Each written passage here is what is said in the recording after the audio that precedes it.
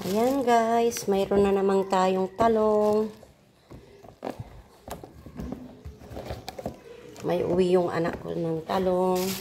Mga okra guys. Ayan. Hindi ko alam kung pwede pa ito yung magandang okra guys.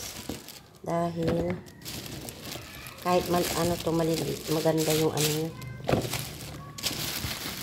Ito yung kinuha kong saging guys doon sa ano sa lupa ng aking asawa.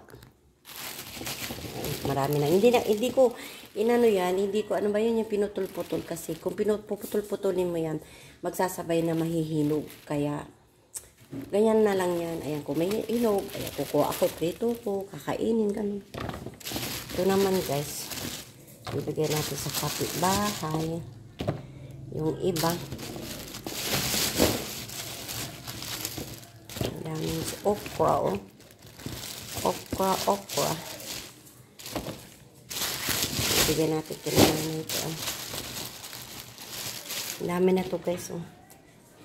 Ayan guys.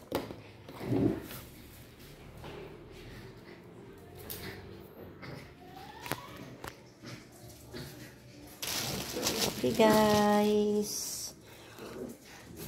Maraming salamat sa panonood. Don't skip the ads po. Don't forget to like and share. Maraming salamat. God bless everyone. May okra na tayong pang i-steam. Yan. Kukunti yung talong kasi binigay ko to sa anak kong isa, saka dun sa panganay ko. Ayan yung tira sa akin. Yeah, okay guys. Maraming salamat sa panonood. God bless everyone.